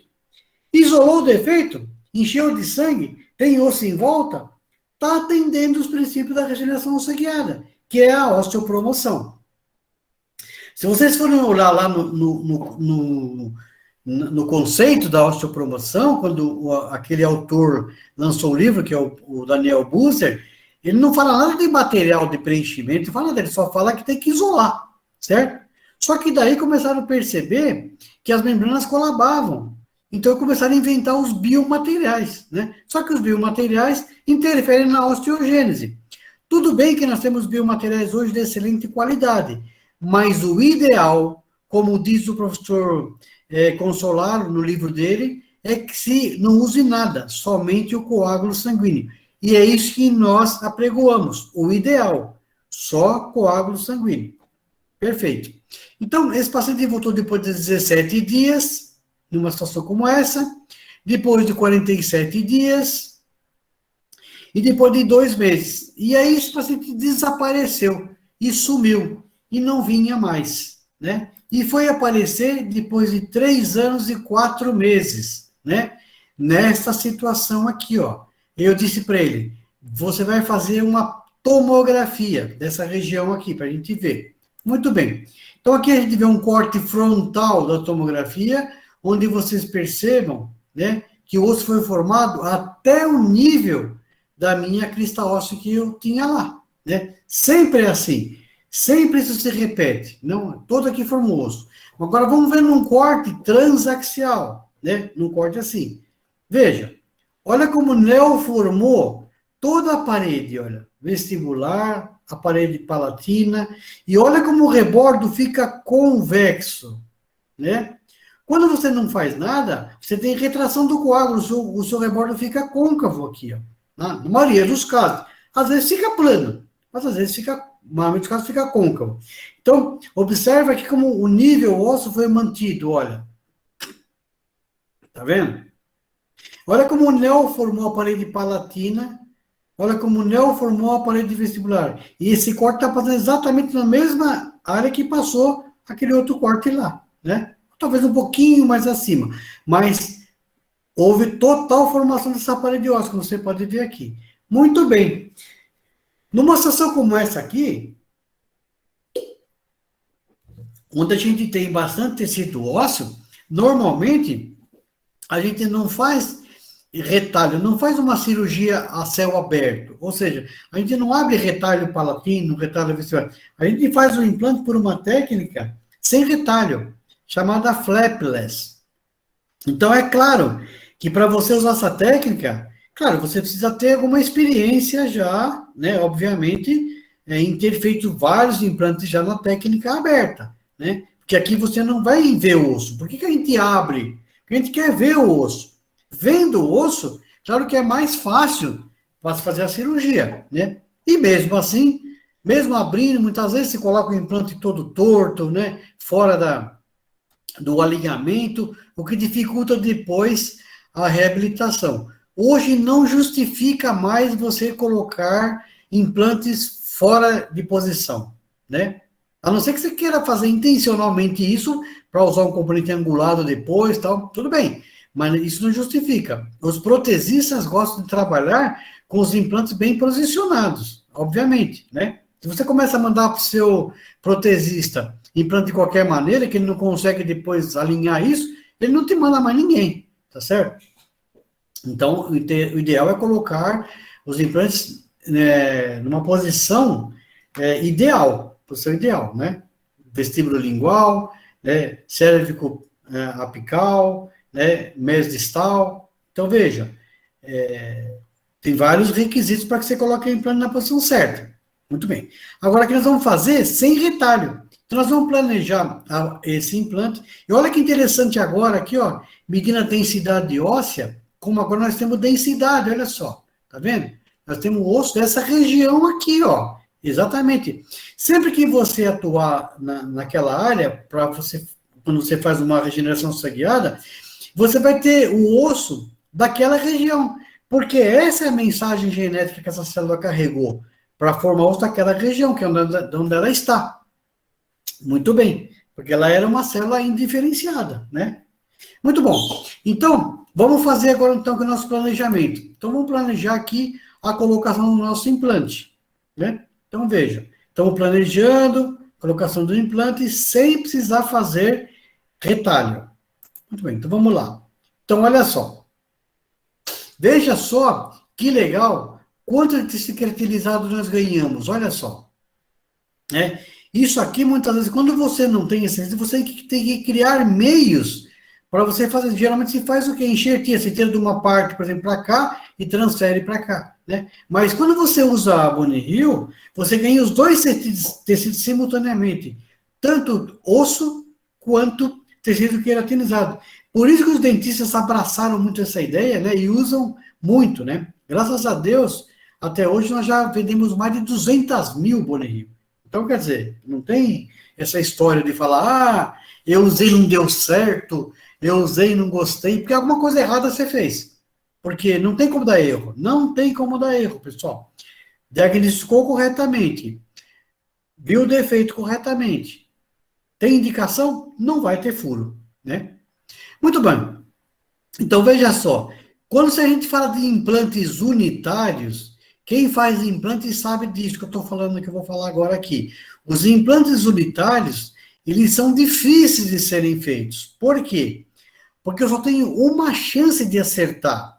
Eu não posso vir aqui, colocar um implante 2 milímetros para lá, ou 2 para cá, ou 1 para lá, ou 1 para cá, porque vai ficar muito próximo desse dente, ou muito próximo desse dente, né? E muitas vezes acontece até de o colega perfurar uma raiz de um dente que está lá.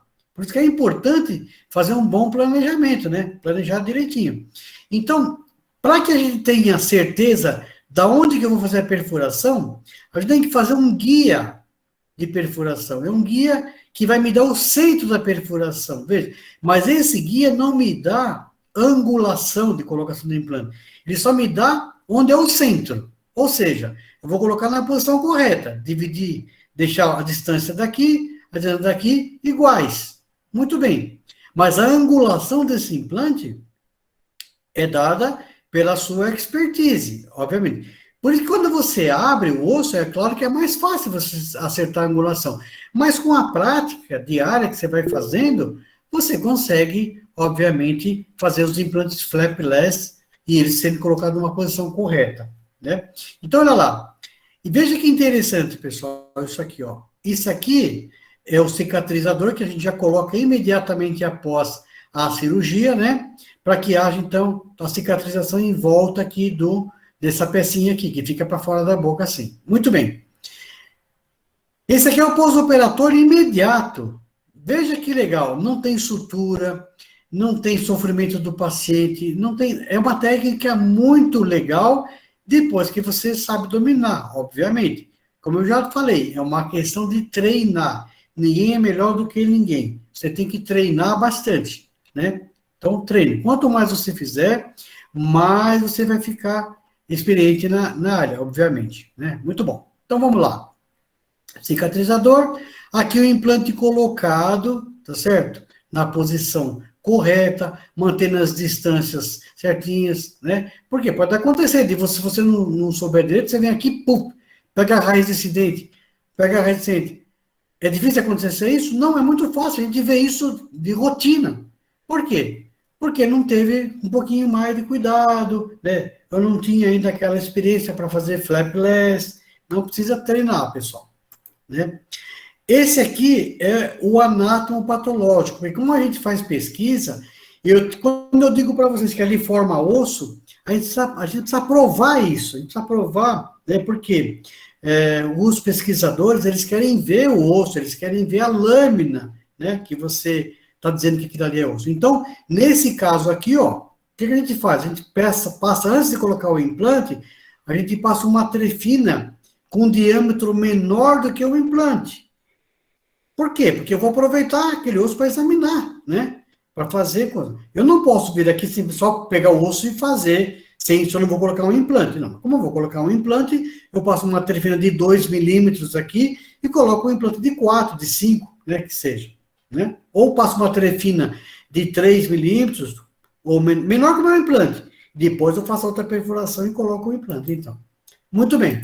Então, esse aqui é um formulário que a gente fez para fazer a nossa pesquisa, né? Para mostrar que aquilo lá é osso. Nós temos mais de 500 casos com histologia, muitos casos, né? Então, aqui a gente vai fazer o estudo da lâmina, vai mandar para estudar a lâmina. Então, quando vem o resultado da lâmina, ele vem escrito aqui, ó, tecido ósseo maduro, sem atipias, ou seja, tecido ósseo normal, né? E uma outra informação aqui, ó, não há sinais de malignidade, né? Tudo bem, a gente não fez só, para isso aqui a gente sabe que não tem, que é o osso sadio lá, né? Mas os patologistas sempre colocam essa informação a mais aqui. Então, o tecido ósseo maduro. Mas só o laudo, se eu mostrar, não quer dizer nada, vamos ver a lâmina. Então, é isso que nós temos que analisar, ó, a lâmina. Esses amarelos que vocês estão vendo aqui, ó, né, isso aqui ocorre na hora que está fazendo o corte, né, do tecido ósseo, e às vezes dá uma dilacerada aqui, né? Isso aqui não é nada, isso é um artefato que ocorreu, um artefato de técnica. O que nós vamos ver? Nós vamos ver isso aqui, ó, isso aqui, isso aqui. O que nós estamos vendo aqui? Nós estamos vendo matriz calcificada, nós estamos vendo os osteócitos aqui, né? É isso que nos interessa, né? Quando eu vejo num aumento maior aqui, então veja, estou vendo aqui os osteócitos, olha só, né? É isso que interessa. Imagina, eu não vejo nenhum tipo de grânulo aqui, né? De qualquer tipo de biomaterial, porque ele não usa nada. Então a gente sempre vai ter, olha que maravilha aqui de osteócitos, e a matriz óssea calcificada aqui, né? Então veja, a gente não vê grânulos, claro, não usamos nada, então não tem como ver nada aqui. Vão ver sempre 100% de formação do tecido ósseo. Ok. E aí, então, reabilitamos o nosso paciente sem nenhum tipo de problema. Uma maneira tranquila, simples. Quer dizer, um caso que provavelmente ele iria sofrer enxertia, iria sofrer umas 3, 4 cirurgias para resolver um problema que nós resolvemos com uma cirurgia só. Alguma pergunta aí, Carolina? Pro Emanuele levantou a mão, mas eu não sei se ela vai querer abrir o áudio ou mandar aqui no chat. Manu? Pode perguntar, pode abrir o áudio e perguntar. Eu levantei a mão sem querer, eu tô acompanhando aqui, ela tá top, obrigada. Ah, perdão então, Manu, desculpa. Tá bom. Mas fiquem à vontade, não tem problema, porque eu sei que alguns professores não gostam que pergunta durante a explanação, né? Mas eu sou o contrário, eu não gosto que ninguém fique com nenhum tipo de dúvida. Por mais que você ache que não tem nada a ver, a sua dúvida, às vezes ela é relevante. Mas mesmo se ela for irrelevante, não tem problema nenhum, porque eu sei que isso é uma coisa nova. Sobretudo porque eu estou falando aqui, se vocês pegarem um livro de regeneração guiada que saiu agora, que saiu o mês passado, o ano passado, que saiu recentemente, né? Qualquer livro que saiu, qualquer artigo que saiu aí, vocês vão perceber que muito do que eu estou falando aqui não vai bater com o que está escrito lá. Eles vão dizer que precisa usar um biomaterial, que precisa isso, que precisa aquilo, mas quando vocês forem olhar o tipo de membrana que foi usado, não foi a nossa, né? Porque a nossa, ela veio para causar um diferencial, na verdade, é totalmente diferente. Então, as propriedades são diferentes, né? Mas a gente já está tendo alguns trabalhos internacionais aí publicados, e eu já estou recebendo uma série de colegas interessados, que eles querem fazer trabalhos lá, tal, e eu estou me preparando para começar a fazer esse tipo de exportação, de poder mandar para lá, né? Então a gente vai, se Deus quiser, estar no mundo todo aí. A gente se orgulha muito disso, porque é um produto desenvolvido por brasileiro, né? Sem nenhum tipo de ajuda de qualquer tipo do governo, nada, né? Tudo assim, pelo nosso bolso mesmo, né? Você sabe que não é fácil fazer as coisas, né? Além da paciência, além dos dissabores que você passa, uma série de inconvenientes, mas eu sempre acreditei, né? Porque eu sei que eu estou fazendo uma coisa que vai facilitar, e eu sei que eu levo uma coisa boa para os colegas, né? Então a gente fica muito feliz por isso, né? E a gente recebe muitos elogios, graças a Deus, muitos elogios. Vamos lá. Vamos ver um outro caso aqui, ó. Olha que interessante, porque eu estou mostrando só caso mostrei casos posteriores, né? Mas a gente usa a Boehringer em qualquer área da boca, né? Na verdade, não tem problema nenhum. Então vamos ver esse caso aqui. Esse paciente aqui, olha, ele tinha um problema sério nesses dois dentes aqui, incisivos dele, que viviam soltando. Ele tinha duas coroas aqui, e essas coroas viviam se soltando, né? Assim, ó. Muito bem. Então, qual foi a proposta aqui? A proposta foi fazer, de início, para ele, 2 provisórios. Por quê? Porque, na verdade, ele precisava de uma reabilitação. Esse paciente tem uma série de problemas aqui, né? Oclusais, precisa ser resolvido isso aqui, primeiramente. Mas, a ideia, a princípio, era somente fazer 2 provisórios aqui. Então, o que foi proposto aqui? Foi proposto remover esses 2 dentes, né? Colocar imediatamente 2 implantes, colocar essa barreira e colocar 2 provisórios já em cima dos próprios implantes, né? Então, por que eu percebi que dava para fazer isso? Porque eu analisei o exame tomográfico dele. Então, vamos examinar aqui a tomografia deles para que vocês entendam por que foi feito assim. Então, a gente olhando aqui numa tomografia, não sei se todo mundo aí já teve aula de tomografia, conhece, mas para quem já conhece, né? E para quem não conhece, eu vou procurar explicar melhor. Eu estou vendo aqui o dente cortado num sentido onde eu consigo ver a espessura do osso. Então, veja, eu vou colocar o implante nessa região aqui, ó, né? Nessa região. Então, eu sei que ele vai ficar com uma grande parte dele já inserida em osso, né? Mas aqui eu também estou percebendo, nesse exame tomográfico, que nós não temos aqui parede vestibular. Ou se ela existir, porque às vezes até ela existe, ela é tão fina que não tem imagem radiográfica aqui, né? Muito bem, mas de qualquer maneira, se ela existir, ela é tão fina que eu sei que eu vou tirar o dente e eu vou perder, né? E se ela não existir, também eu sei que quando eu tirar o dente, eu vou perder. Eu vou saber na hora que eu for fazer a remoção do dente, né? Então, na hora que eu for remover o dente, provavelmente eu vou ficar com uma situação assim, ó, sem a parede vestibular aqui, sem a parede vestibular. E aqui eu vou ter uma parede muito fina, que eu sei que essa parede, ela depende do dente. Eu vou tirar o dente e ela então vai ser perdida. Então, eu não quero ficar com um defeito aqui assim. Então, o que eu vou fazer? Eu vou tirar esse dente e vou colocar essa parede de tal maneira que ela venha aqui assim, olha. ela passe por aqui, todo aqui, né? E já vou colocar o implante. Então, eu sei que esse implante vai ficar com uma parte dele, né? Só em volta com sangue, né? Muito bem, mas ele vai ter a parede palatina, ele vai ter as paredes proximais, mas lá vestibular eu sei que ele não vai ter. Então, veja, pessoal, quem faz implante, você não pode fazer implante sem tomografia. Hoje não justifica se o paciente disser assim para você, ó, esse exame é muito caro, doutor, eu não posso pagar esse exame. Se não pode pagar esse exame, sinto muito, não pode fazer implante. Porque se você vai assumir esse risco, tudo que você fizer dali para frente, você vai ter que assumir, entendeu? Então, assim, você não tem culpa pelo problema que o paciente apresenta. Nós não temos essa culpa. Para resolver o problema dele, precisa fazer tal procedimento. E é isso. O que muita gente vê? O colega, ele quer resolver o problema do paciente e ficar com dó do paciente, ele acha que ele vai jogar no escuro, porque hoje não justifica mais. A tomografia, ela é essencial, ela é imprescindível. Eu não opero nenhum paciente sem tomografia. Nenhum. Claro, a não ser que eu veja assim, uma situação de uma emergência, uma urgência, que não dá tempo de tirar, alguma coisa que eu vejo que eu não sei que não vai ter prejuízo, tudo bem. Mas fazer um planejamento para implantação e tal, pessoal, não caia nessa, entendeu? Peça tomografia, porque amanhã depois, se der qualquer problema, o paciente vai dizer assim, mas se eu falasse que era importante, eu tinha feito a tomografia. Mas eu falei para você que era importante. Mas não sei que era tão importante assim. Porque, veja, você é o profissional. Você é que sabe o que é bom para o paciente ou não. Se não quiser fazer, paciência. Manda no consultório da doutora Caroline que ela faz. E aí ela fica com o risco. Tá certo, Caroline? Então vamos lá. Eu não, professor, esse risco não, pro.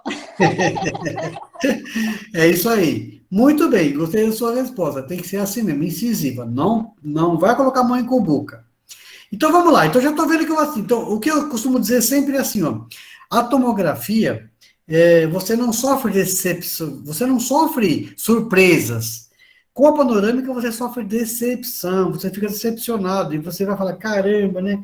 Se tivesse pedido a tomografia, né? Só quando já está anestesiado, já está com o retalho aberto, já está sem extração, já está com o dente aberto, e você não consegue pôr implante lá. Aí, então, não caia nessa. Muito bom. Então, olha só que interessante. Na hora que eu tirei o dente do meu paciente, os dois, cadê a minha parede vestibular aqui, ó? Exatamente como eu tinha previsto na tomografia. Então, não foi nenhuma surpresa, né? Olha aqui onde está o nível da parede vestibular aqui, ó. Onde está a cervical? Está aqui. Então, veja, eu tenho que fazer alguma coisa que se eu não colocar nada aqui, o tecido vai embora e vai invadir para cá. Eu vou ficar com tecido conjuntivo, né, em cima do meu implante e além de osso, né? Tudo bem, é uma saída, mas não é o que a gente acha que é o ideal. O ideal é que o implante tem que ser intraósseo. Então, vamos procurar formar osso aqui. Como é que nós vamos fazer isso? Aqui nesse caso, eu planejei colocar os dois implantes, tá certo? Colocar os dois implantes, e a gente, então, vai encher de sangue aqui nessa região aqui. Perfeito. Só que essa barreira, ela vai se estender até lá para cima. Até lá para cima. Por quê? Porque eu sei que esse osso é muito fino e vai ser reabsorvido. Mas se eu mantiver aquele arcabouço, um novo osso é formado ali, como vocês vão ver, né, na tomografia que eu vou mostrar. Bom, nesse caso, o que eu vou fazer aqui? Eu vou colocar um componente protético aqui, para poder colocar um provisório em cima, só que eu tenho esses defeitos. Então, eu vou criar paredes aqui, ó, artificiais, com a barreira, para manter o coágulo aqui dentro, né? Então, ele vai passar pelo componente. Eu vou furar a barreira, vai passar pelo componente. E eu usava, antigamente, esse instrumento aqui, aquele de furar lençol de borracha, não é verdade? Mas ele não fura legal, não fura muito bem. Então, tudo bem, mas eu fiz assim, nessa época eu fazia isso. Olha só, tá aqui a minha barreira. Por que ela tá longa aqui? Porque eu preciso proteger toda essa área aqui, porque eu vou perder aquele osso. Se eu perder, o tecido conjuntivo vai entrar lá para dentro. Então, eu preciso proteger, porque ele reabsorve, mas forma coágulo lá dentro, e ele vai manter a minha arquitetura. Tá bom. Hoje eu utilizo esse aparelho aqui, ó. Esse instrumento, isso aqui você compra pela internet. Isso aqui é um alicate para furar couro, para se fazer bolsa, fazer artesanato. Aí eu descobri isso por acaso. E ele é de aço inoxidável, e você autoclava. E parece que esse aparelho foi criado para a gente fazer implante mesmo, porque aqui, olha, você tem várias medidas, né, de acordo com os diâmetros dos nossos implantes. Muito bem. E ele perfura perfeitamente assim, olha. Tá vendo que legal? Né? Então, eu passei a usar isso aqui e recomendo que os colegas comprem, porque é uma coisa barata, não custa nem, acho que, menos do que R$ 35, mais ou menos, né? Mas agora, talvez eles vendo que o dentista está usando, eles vão aumentar o preço exorbitalmente, né? Aqui tem um vídeo de um colega que fez um filminho mostrando para nós como é que usa isso, né? Então, ele me deu o filme e eu sempre mostro e dou para ele o crédito, obviamente, né? De que ele que criou. Então, vamos ver aqui, ó, como é que é feito isso, ó. Então, recorta-se, tira sempre o tamanho ideal, né? Você arredonda os ângulos aqui, né? Ó, redonda. Faz o encaixe para encostar nos dentes vizinhos.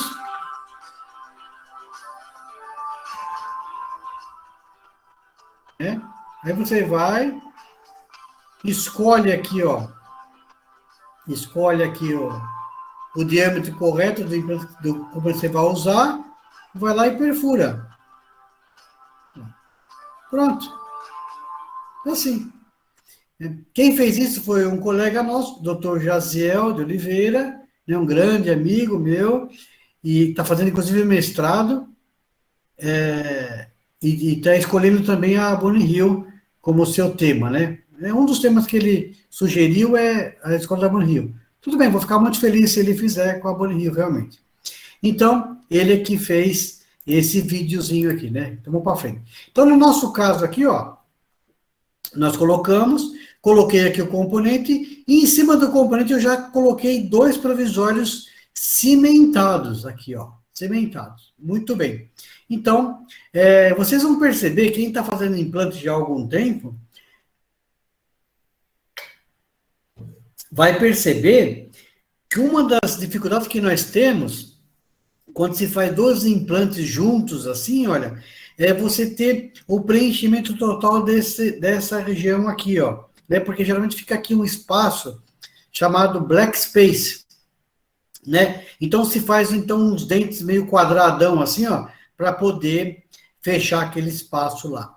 Então vocês vão perceber que a gente conseguiu fechar plenamente esse espaço aqui, né? Mas para isso você tem que seguir uma certa regrinha aí, que eu vou mostrar daqui a pouquinho. Então olha só.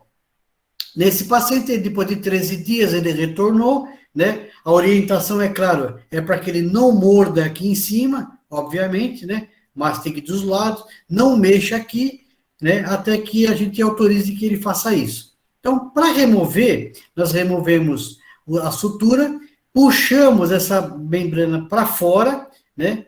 Porque ela é resistente. Se você for puxar isso aqui sem você fazer essa maneira que eu vou mostrar aqui, você acaba tirando os provisórios, os implantes, tudo, não é para fazer isso. Então, o que nós fazemos? Nós colocamos ela para fora e damos um piquezinho aqui, ó, porque ela rasga facilmente. Então, você rasga a barreira, tira uma parte por vestibular, uma parte por palatino, sem fazer qualquer tipo de força aqui nesses provisórios. Muito bem. Aqui eu estou mostrando esse de granulação aqui embaixo. Você não precisa levantar, obviamente, mas eu só estou levando para vocês verem como é que forma o tecido aqui. Muito bom. Então, eu falei para vocês que é muito difícil preencher aqui esse espaço, mas se você tiver da sua crista óssea, aqui, ó, até o ponto de contato das suas coroas, você vai fazer, se você tiver aqui, ó, 5 milímetros ou menos, você consegue a formação total desse tecido aqui, que vai imitar uma papila verdadeira, né? Se você tiver mais do que 5 milímetros, vai ficando cada vez mais difícil, né? Isso está na literatura e a gente constata isso realmente clinicamente. Então, aqui, tudo isso foi planejado, eu fui olhando, beleza, sem problema nenhum. Então, vamos lá. Aqui com 35 dias de pós-operatório, veja que interessante, a linha hemogengival não mudou de posição, né? Nós não tracionamos para fechar totalmente, né? Aqui os provisórios colocados, a gente vai se maturando. Aqui nós estamos com 77 dias. Aqui eu já tirei os provisórios para dar uma examinada, para ver como é que estava indo, né? Veja que ele tem problema sério aqui, ó. Mas ele vai fazer uma reabilitação depois. Porque, na verdade, só queria esses 2 dentes de início, né? E aqui, então, agora nós vamos trabalhando tecido mole, né? Com os provisórios nós vamos estimulando aqui para que ele vá preenchendo esse espaço. Muito bem, olha lá. Nós vamos trabalhando os provisórios. E aqui, olha só, depois de 8 meses, nós removemos, veja que legal, a formação de tecido totalmente queratinizado em volta dos nossos implantes, né? É isso que todo mundo quer. Aqui nós orientamos para que ele passasse melhor o fio dental aqui, porque o tecido, né, não está passando e fica inflamadinho, obviamente. Mas a gente como é que ele vai, né, se preenchendo o espaço. Olha só, que legal, né? E vejam aqui na tomografia agora, como a gente tem imagem radiopaca, melhor dizendo, aqui, ó, como tem imagem radiopaca, mostrando que houve a formação de um novo tecido ósseo aqui. Então, é só dar condição que o organismo sabe o que tem que fazer. Ele faz, né? E olha só, ainda mexendo aqui nos provisórios, né, para estimulando, para ir preenchendo aquele espaço. A formação do tecido mole, pessoal, é mais lenta, demora bastante para formar. Então, você tem que ter paciência, né? Vai indo, formando, olha, até que formou completamente, tá vendo como formou perfeitamente aqui, ó, preencheu? Perfeito. Aí, esse paciente, então, resolveu, então, fazer a nossa orientação, fazer uma reabilitação completa, né? Uma reabilitação completa, e a gente ficou muito feliz. Aqui foi feito, então, alguns provisórios, primeiro em resina, e depois feito uma reabilitação totalmente em cerâmica, na parte superior, na parte inferior, né? Então, ele ficou muito gratificado, e nós também, né? Muito gratificado. Muito bem. Temos um tempinho ainda, né? 10 minutinhos, é isso? Temos sim, por 10 minutinhos. Tá bom. Então, eu vou mostrar um caso aqui, como é uma liga de periodontia, eu vou mostrar alguma coisa que vai agradar os periodontistas agora. O que acontece quando você faz um implante e você fecha em síntese, né? Ou quando você faz uma extração e fecha em síntese. Acontece isso, olha. Você muda a linha hemogengival de posição, você fica com um pouco de tecido queratinizado aqui. Então, para que você tenha sucesso com o seu implante aqui, precisa ter queratinização. Então, aqui nós vamos fazer o seguinte, nós vamos fazer uma manobra para ganhar tecido queratinizado. O implante já está aqui colocado, mas só que não tem queratinização. Então, para que a gente não faça um enxerto, por exemplo, do palato aqui, né, nós vamos fazer o seguinte, que é o que qualquer um faria. Nós vamos fazer o seguinte, nós vamos abrir esse tecido aqui no meio, fazer uma incisão intraocular aqui, outra aqui, vamos afastar esse tecido até aqui embaixo. Olha lá, até aqui embaixo. Encher de sangue aqui embaixo dessa membrana e vamos suturar, né? Esse caso foi feito por um professor lá da Paraíba, né? Professor Robert, né? Que também, ele não conhecia a Bonnie Hill, eu fui lá num congresso e ele viu, nós conversamos, ele disse que tinha esse caso e eu falei para ele fazer dessa maneira aqui. E ele fez exatamente como eu falei, e vocês vão ver o resultado. Então, abrimos, colocamos a hemogengival lá para baixo, e 10 dias depois, ele me mandou essa fotografia, né? Ele não tinha experiência muito com a barreira, né? Me mostrou, eu falei para ele, fica tranquilo, tá ótimo, isso aqui vai dar um excelente resultado, né? Muito bem. E depois de mais algum tempinho, né, ele me mandou esta radiografia, essa foto. Então, observem o quanto de tecido que nós ganhamos, porque, olha, essas células aqui foram orientadas para formar esse tipo de tecido, né? Então, o que a gente tem que fazer é isso, é dar orientação para o organismo, né? Então, isolando, então. Uma manobra muito mais simples do que você tirar do palato para fazer a enxertia aqui, né? Não tem nem comparação. Muito bem. Então, olha como que era e olha como é que ficou, né? Eu mostrei esse caso aqui lá no CIOSP, né? E os periodontistas ficaram, obviamente, loucos, né? Nossa, mas que maravilha, é muito mais fácil, mais simples. Perfeitamente. Então, assim, aliás, nós temos um trabalho publicado por um professor também, acho que não sei se é de Santa Catarina ou de Curitiba, que ele fez um trabalho assim em dentes. Na arcada inferior, ele fez de um lado a técnica convencional, para ganhar tecido queratinizado, e do outro lado, utilizando a Bonnie Hill. E o resultado melhor que ele obteve foi do lado que ele usou a Bonnie Hill. Esse trabalho está publicado, está lá no site. Quem tiver interesse, pode ir lá e ver. Entendeu? Então, olha como ficou bem legal. E aí, então, foi feito aqui colocado aqui o mini pilar, e foi feito, então, a prótese para esse paciente aqui. Então, a Bonnie Hill, você não precisa necessariamente usar só para ganhar tecido ósseo. Você pode usar também quando você não tem tecido queratinizado e ganhar tecido queratinizado. Ok? Bom, pessoal. Oi? Desculpa. Nesse caso que você mostrou, depois ele tem uma formação óssea também ou só de tecido queratinizado? Não, o osso já estava formado lá embaixo. O osso já tinha sido formado. O que ele não tinha era tecido queratinizado, porque fechou em síntese, entendeu? Ah, entendi. Entendeu? Já tinha lá colocado o implante e tudo certinho. Só que não tinha queratinização. Beleza? No caso, se não tivesse implante aí, poderia ter feito essa mesma técnica para... Sim, claro, aí você teria... Então, aqui que você ia fazer? Você ia abrir, colocar o implante e colocar a barreira, você ia ganhar o osso e ser queratinizado. Entende? Entendi. Estou fascinada. Extremamente fascinada. Tudo que muito legal. você está falando. Ó, aqui eu tenho endereço no nosso site. Vocês vão lá. Tem um caso para mostrar para o paciente, né, como é que vai ser a técnica, porque o paciente confunde muito com enxerto, ele não quer fazer enxerto. Você fala, não, mas não é enxerto.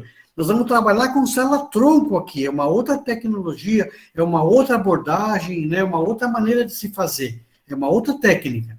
E aí o paciente, então, é fácil dele entender, é fácil de você fazer isso para ele, né?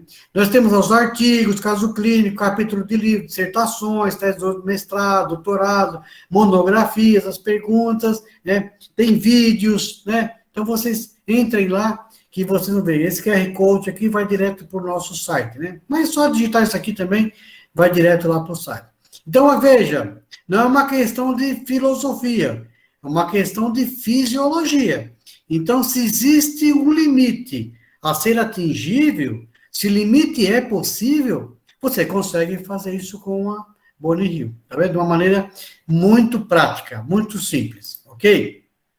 Aqui eu vou deixar aqui, ó, o meu telefone particular, que está aqui, vocês podem me ligar para qualquer dúvida, né? Ele é o WhatsApp, eu prefiro que vocês mandem pelo WhatsApp, ou aqui nesse e-mail aqui, ó, prefiro que mandem, porque nem sempre a gente está disponível para atender para ele. Eu estou aqui olhando aqui no celular, tem um monte de questões aqui que eu vou responder, só que eu vou responder depois, obviamente, né? Porque eu estou falando, não tem como fazer isso, né? E tem esse outro número que também que é importante aqui, que é o número, né, das nossas vendas, né? Como eu falei, tem logicamente esse interesse. Então, qualquer coisa que vocês precisarem, eu estou sendo, não deixo ninguém sem resposta, não deixo ninguém. E se vocês conhecerem alguém que usou essa barreira Bonnie Hill e falar para vocês assim, não funcionou, não gostei, não deu certo, por favor, passe o meu telefone que eu quero conversar com essa pessoa, que eu quero saber o que foi feito que não deu certo, né? Porque, pessoal, não tem como não dar certo, né? Não tem como não dar certo, ok? Então, é isso aí que eu tinha para mostrar, eu agradeço a Ana Caroline, né, pelo convite, eu espero ter acrescentado alguma coisa para vocês e estou à disposição aqui. Agora, como é que eu saio daqui, Caroline, para voltar? Se eu fecho aqui, aparece alguma coisa? Ah, tá aqui. Isso, é só o senhor fechar. É isso aí, vocês estão me vendo ou não? Estamos sim, pro. Então tá bom.